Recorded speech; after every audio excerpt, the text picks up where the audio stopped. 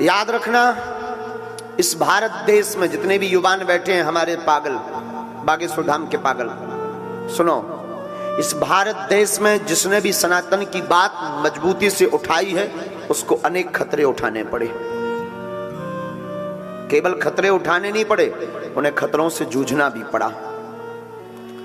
हमें अभी कई दिनों से आभास हो रहा, जो हमारे पास, ये बात हम इसलिए पहले बोल देते हैं कि कल के दिन आप कहोगे गुरुजी आप दुनिया का पर्चा बनाते हो, अपना पर्चा नहीं बना पाए, इसलिए हम पहले ही आपको अवगत करा देते हैं कि कल के दिन आप ये मत कहना हमारे अंतर मन की जो हमारे पास चूरन चटनी है, जो भी गुरु प्रेरणा है, ये कई दिनों से हमको ऐसा पूर्णतया आभास है। और जो छोटी बड़ी बड़ी घटनाएं, जो प्लांटेड लोग हमारे सामने आए, जो षड्यंत्र किए गए थे बागेश्वर धाम के लिए, हमारे लिए, हमने सबको नजरअंदाज किया और आगे जीवन भर करते रहेंगे, ये तय है।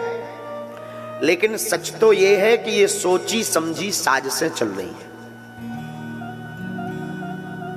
और आज जब पत्रकार वार्ता में बैठे तब हमें ये बात आई, तो प्रेस कॉन्फ्रेंस में पत्रकार महोदय सब बैठे थे, शायद यहाँ भी कुछ पत्रकार महोदय बैठे हैं। तो एक पत्रकार महोदय ने बहुत बड़ी बात बोली कि महाराज जी आपके नाम से अनेक देशों में बायकॉट लगे जा रहे हैं, अनेक मिशनरियां आपके खिलाफ ट्वीट कर रही हैं।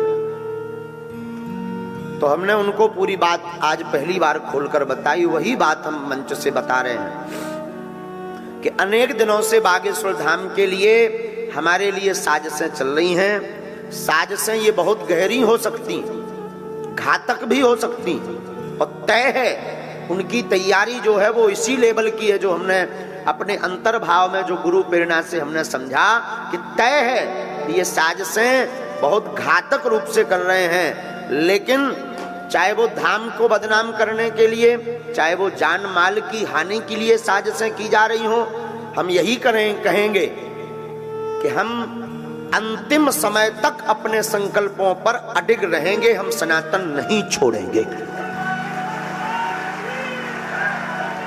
चाहे कोई कितना प्रयास कर ले, ये व्यासपीठ से हम बता देते हैं आज, पर बाद में मत कहना कि बहुत जल्दी उन साजिशों का पर्दाफाश भी होगा, सामने भी आएंगे।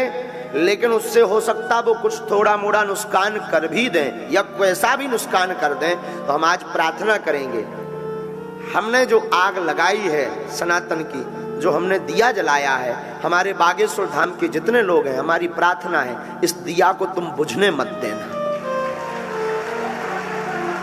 बस। और हमें कुछ नहीं चाहिए, हमें अपनी कोई और एक रत्ती हमें परवाह नहीं है। ये और सुन लीजिए, ये बात हम इसलिए नहीं बोल रहे हैं कि हमारे मन में कोई बात प्रकट हो गई है, वो तो गुरुजी की आज्ञा थी कि तुम बोल दो।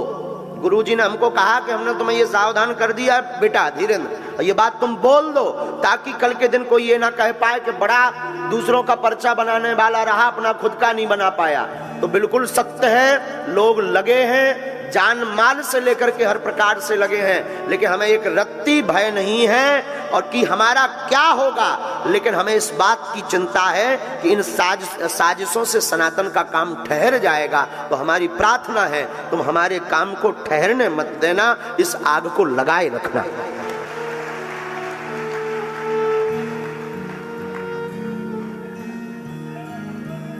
हमारे संकल्प सिर्फ तीन ही हैं, हिंदुओं की एकता, भारत को विश्व गुरु बनाना और सनातन धर्म की उन्नति, सिर्फ हमारा यही संकल्प है।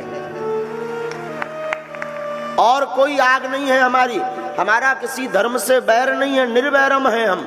लेकिन इतने बाद कई लोगों को मिर्चा, और उसमें बुरा मत मानिए, महाराणा प्रताप का एक सूत्र है, दूसरे धर्म के लोगों से कम खतरा है। महाराणा प्रताप कहते थे भैया, सामने वाले शत्रु पर वार करने से पहले, उसकी फौज की संख्या गिनने से पहले अपनी पार्टी में कितने दुश्मन हैं इनकी गिनती की जानी चाहिए।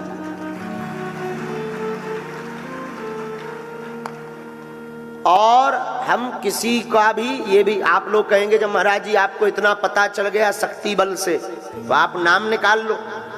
नाकाम कर दो, तो जो होना है वो तो होना ही है। इनके पीछे अगर टाइम बर्बाद करेंगे तो हम अपने मार्ग से भटक जाएंगे। हम सिर्फ ये बात इसलिए बताए हैं कि कुछ बड़ी उपद्रव होने वाली है, लेकिन हनुमान जी सहाय हैं तो कुछ बिगड़ने वाला नहीं है।